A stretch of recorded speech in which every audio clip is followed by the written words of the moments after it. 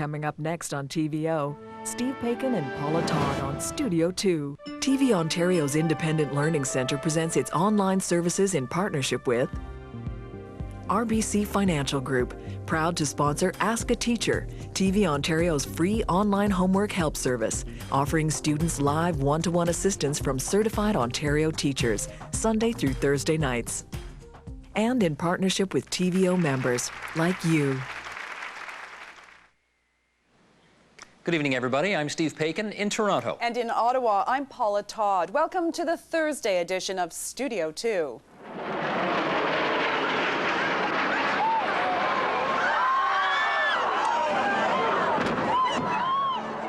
2 years later, remembering the victims of 9/11. Tamo E. Alver. Joseph Roberto. Leo Arthur Roberts. And my grandmother, Isaiah Castillo. We love you. It's a day of prayer. We pray for the husbands and wives and moms and dads and sons and daughters and loved ones of those who still grieve and hurt. Tonight, the daughter of a Canadian victim. Kenneth William Basnicki. Tortured in Saudi Arabia, the case of Canadian William Sampson. I was beaten across the buttocks and lower back when I was hung upside down. I was beaten in the crotch while I was hung upside down. The Saudi ambassador here in Canada should be sent home to Saudi Arabia until his regime apologizes. If we expel the ambassador, we won't be able to raise it, will we? So we're going to keep our diplomatic routes open so that we can raise this issue. The Freedom Party and its Ontario election campaign. And on stage, Canadian superstar Jan Arden.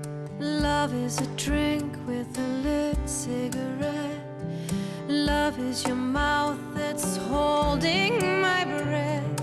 Love is your hand that covers my breast. Love is the only soldier left.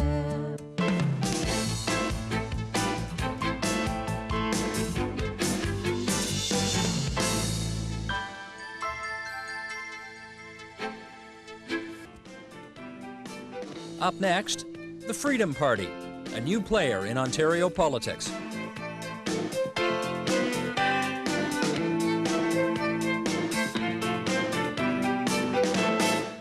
It's week 2 of the Ontario election campaign. Voters have been getting an earful from the PC's Liberals and NDP, but they're not the only parties in the race. During the course of the campaign, Studio 2 will feature the parties running a significant number of candidates, and tonight that means the Freedom Party.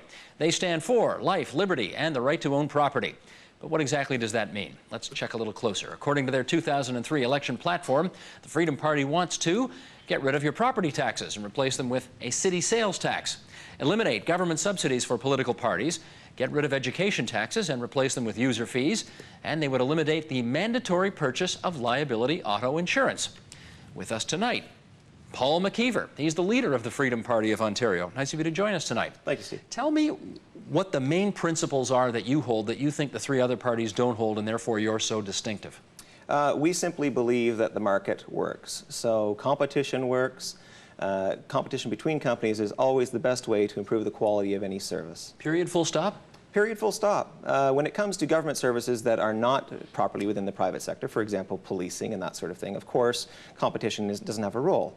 But when you're talking about provision of electricity, when you're talking about, healthcare that's fast and local, when you're talking about schools that may very well have different curricula, the best option is always competition and direct payment by the payor. Well, let's get into some of these things then. I gather you can't be too thrilled with the way Mr. Eves has frozen the price of electricity below what the market would bear. I am not happy with that at all, not simply because of some kind of ideological or economic bent, but rather because as a result of that 4.3 cent cap, if you consume 0 electricity, you're paying the highest possible rate per kilowatt hour. In fact, you're paying for the guy's electricity consumption next door, you're paying for commercial consumption, you're paying for industrial consumption, even if you consume none. How's that? Because you pay for a portion of that, but because of the 4.3 cent cap, the rest of the cost of the electricity has to be paid through PST and other taxes. That's the hidden, secret, dirty part of this price cap. You're really paying. Taxpayers are subsidizing. That's right. All right. Education. Let's start with education. We're the education station. What do you mean you get rid of education taxes and put user fees in instead? Well, we don't refer to user fees, actually. What we're saying is that parents should choose the school that they think is right for their child, both in terms of curriculum, location, teachers, that kind of thing, and then pay the school directly. Now, if they lack the funds they need to make that choice, then of course they should be getting financial assistance from the government. So this means presumably they could, if they wanted to send their kids to a private school, they go to private school, they pay it out of their own pocket. If they want to go to public school, they pay for it out of their own pocket? Correct. So there's a difference between who sets curriculum and who pays. And we're saying in terms of the payment, it should always be directly from the parent. But obviously the government could continue to run public schools and set a common curriculum for the province. People think education is quote unquote free right now. We pay for it through our taxes. So why would they want to pay for something that they now think they're getting for free? Well, of course, their taxes would be decreased, first of all. The other thing is that the cost of a typical child's education in Ontario right now is about $7,500. If you go to, for example, London, Ontario's Montessori schools, you're probably going to be paying about $5,500 per student, much less. And there are also lower rates for multiple children from a single family, so actually there'd be a savings overall. Can you maintain an equal across-the-board quality of education with this kind of a system?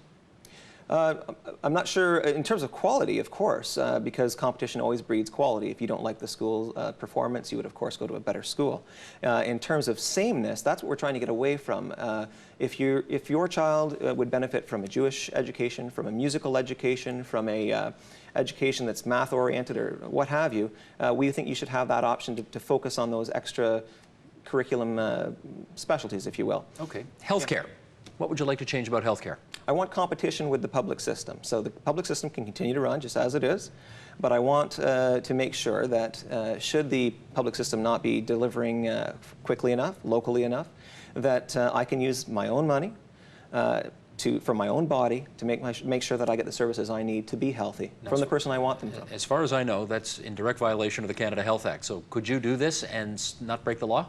The Canada Health Act is a little bit of a misleading thing. All it really says that if the province doesn't make sure that it has a monopoly, then the federal government won't give the province a few $1 billion a year, and it's a very small amount, a very small portion of the health budget, very small.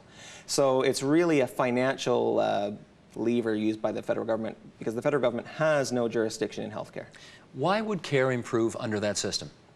Care would improve because if your experience is that you're sitting in a waiting room for way too long, if your experience is that you're being far too crowded or that you're waiting too long for treatment, you're going to find somebody who promises to give it to you sooner and or cheaper. If you're overpaying for one system, you're going to look for one that's less expensive. The monopoly does not work. We have a monopoly right now. No one thinks a monopoly works for computer operating systems. They think it's horrible for only one person to be there. Why should it be any different for government services? Let's do the hot topic that's in the news all over the place these days, car insurance. Yes. You know that it's been the law of this province that if you want to drive a car, you must have auto insurance. You're saying not anymore. That's only been the case since 1980 under Bill Davis's reign. That was changed primarily so that the insurance companies would have a bigger market.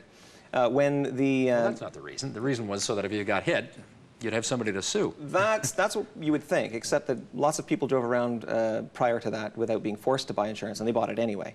But once you had no fault in 1990, it of course became necessary to buy insurance because you were insuring yourself. And it's actually the no-fault system that's failing Ontario. That's the quiet story under all of this. In the United States, where it was adopted by 24 states, it's since been repealed by more than half of them. It was recently in Saskatchewan, the case that drivers were given the option of opting out of no fault. It is an expensive system. It's the rate of increase in the cost of insurance under no fault increases constantly. And when it was put in place, the Liberal government of the time was told that the system is not more efficient and that the only way it's going to save costs is by cutting benefits. And within 4 years, benefits were cut by 47%. And here we have the Liberals and the PCs saying we're going to save insurance by gutting it, by cutting benefits, and yet rates will still increase. The real problem is no fault. The real problem when your rates are going up, when someone hits you and you've done nothing wrong, is no fault. Okay, I got about a minute and change here, and I want to cover a few more bases. No more property tax. You would say to people they don't have to pay more property tax. What would you replace it with? We're saying that, you know, you've paid for that house with after-tax dollars. It's your house. You're 70 years old. Why should you have to continue paying a rent to keep it? Instead, what should happen is that if you're consuming services, you should pay for your consumption. And so we would allow the municipalities, in conjunction with municipalities, we would develop a consumption-oriented tax from which they could then derive the revenues they need to replace the property tax. Let's just get a little info about you. Sure. Where are you from? I'm from Oshawa, born and raised. And how old are you? I'm 37 years old. And you're going to run, obviously? Absolutely, in the riding of Oshawa. You're going to run in Oshawa? Yes. Do you have any hopes of winning any seats anywhere? You got, what, 30 candidates or so running? If I didn't think we could win, I wouldn't run. Really? I'm a lawyer. I work full-time as an employment lawyer, and I don't like to waste my time or my money. I think there's real promise in Freedom Party, and I think it's very necessary for people to, if Ontario is going to improve these healthcare, electricity, et cetera, issues, they better have a look at Freedom Party before they go and waste their vote on Mr. Eves' platform. Well, if they want to do that, can you direct them to a website where they can get some more information? Absolutely. www.freedomparty.on.ca. Freedom Party, all one word, freedomparty.on.ca. Correct. It's good of you to join us tonight. That's Thank you, Paul Steve. McKeever. He is the leader of the Freedom Party of Ontario. Many thanks. Thank you, Steve.